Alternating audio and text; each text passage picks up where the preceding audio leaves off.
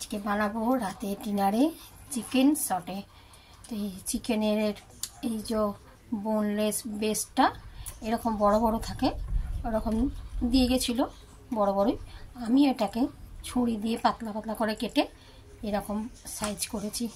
এই যে সবগুলোই মানে বড় বড় ছিল, সবগুলোই আমি কেটে কেটে এরকম সাইজ করে ভালো করে ধুয়ে একটুখানি নুন, একটু গোলমরিচ, একটু টক দই সব মাখিয়ে লেবুর রস দিয়ে এটা রেখে দিয়েছিলাম। হ্যাঁ, এবার আমি এটার মধ্যে দেবো এই আদা রসুন লঙ্কা বেটেছি। এটা বেশ একটু ঝাল ঝাল হবে, টকটকও হবে, নুন নুন হবে। আর এটা মাখিয়ে এখন এটাকে কিছুক্ষণ রেখে দেবো মাখিয়ে নিয়ে। এটা তোমরা যে যেমন সাইজ খাবে তেমনি ঘরে বানিয়ে নিলেই হলো।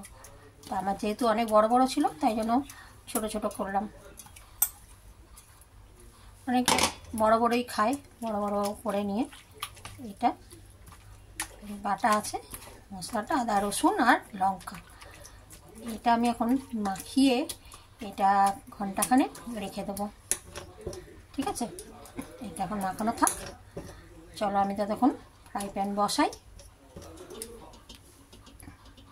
প্রথমে আমি কি করে নেবো, এই যে ফ্রাই প্যানে কটা শুকনো লঙ্কা একটু ড্রাই রোস্ট করে নিচ্ছি। এটাকে আগে বেটে নেবো, জল দিয়ে না, শুকনো একটুখানি পিষে নেবো আগে।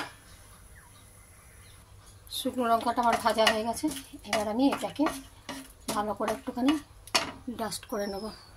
এবার আমি ফ্রাই প্যানে দিয়ে দিলাম মাখন, মাখনটা গলে গেছে। এবার আমার এই সটে করা রাখা এই চিকেনগুলো এগুলো দিয়ে দেবো।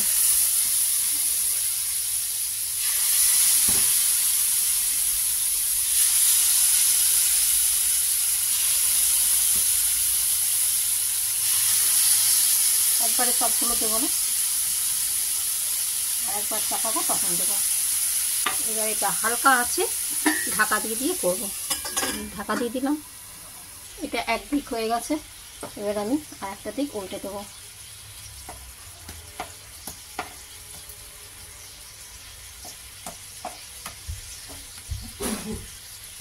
এরকম করে সবগুলোকে ভালো করে একটুখানি পোড়া পোড়া করে করবো।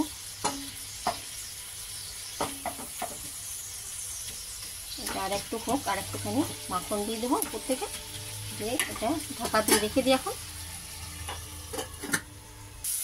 দেখো কি সুন্দর পোড়া পোড়া হয়েছে, এরকম হবে সবগুলো।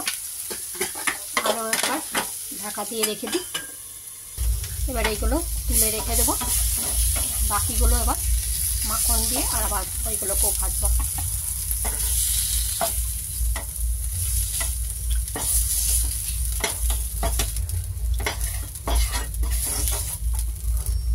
আবার একটুখানি মাখন দিয়ে দিই, আবার একটু মাখন দিয়ে দিলাম। মাখনটা গলে যাক, বাকি পিসগুলো দিয়ে দেবো।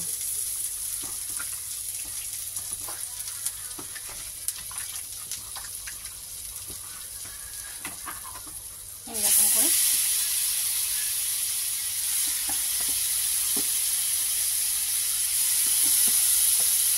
সবগুলো এবার এরকম সাজিয়ে সাজিয়ে দিয়ে দিই।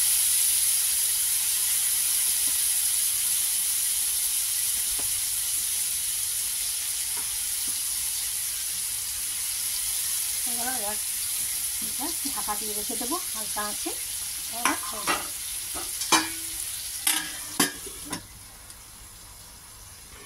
ঢাকাটা খুলে তোমাদের একবার দেখাই কেমন হচ্ছে। এই দেখো, যেহেতু নুন দেওয়া আছে, টক দই দেওয়া আছে, ওই জন্য এরকম জল জল হয়ে আছে। ওটা আবার ঢাকা দিয়ে আবার হালকা আঁচে রাখবো, দিয়ে আবার উল্টে দেবো।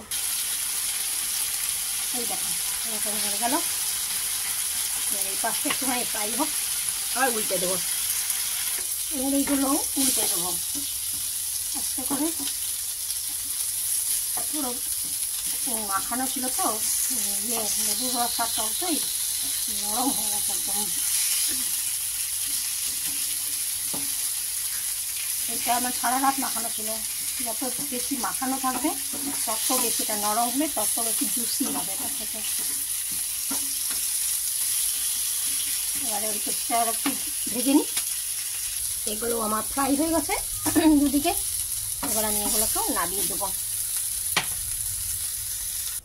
এই দেখো কি সুন্দর ফ্রাই হয়েছে না। এটা শুধু একটা কোনো চাটনি বা সস দিয়েও খাওয়া যাবে। একটু উপর থেকে লেবুর রস দিয়ে দিতে হবে।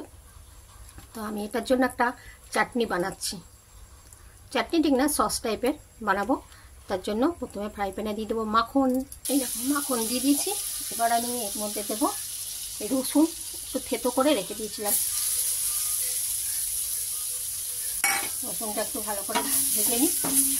রসুনের যখন গন্ধ উঠবে, পুরো গন্ধটা উঠে যাবে রসুনের ভাজা ভাজা, তখন দিতে হবে এই যে আমি এর মধ্যে একটুখানি চিলি সস, একটু টমেটো সস, সোয়া সস আর একটু ভিনিগার মিশিয়ে রেখে দিয়েছি। এটা আমি এর মধ্যে দিয়ে দেবো।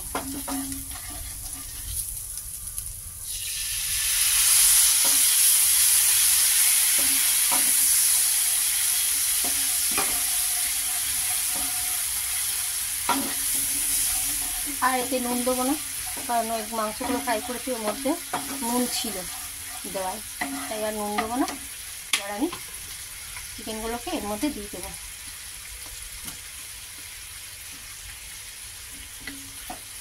এগুলো দিয়ে একটুখানি উল্টে পাল্টে নেবো এরকম করে, সাথে করে ভালো করে, যাতে ভিতরে একটুখানি সসটা ঢোকে।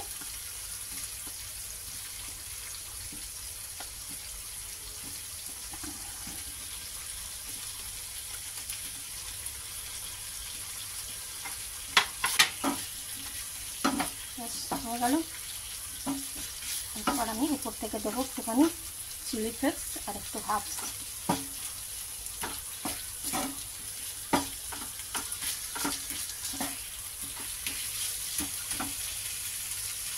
এবার একটু উপর থেকে এই মিক্সড হাফস একটুখানি দিয়ে দেবো, বেশ একটু টেস্টি হওয়ার জন্য। আর একটু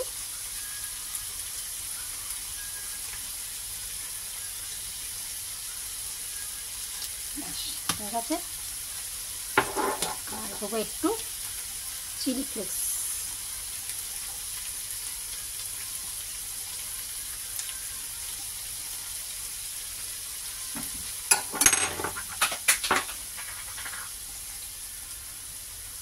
হয়ে গেছে, এবার নামিয়ে নিই। এই আমার বানানো হয়ে গেল চিকেন সটে।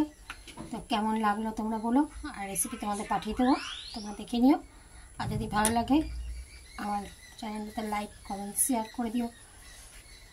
ঠিক আছে, এই ধনেপাতাটা একটুখানি শুধু সাজানোর জন্য দিলাম।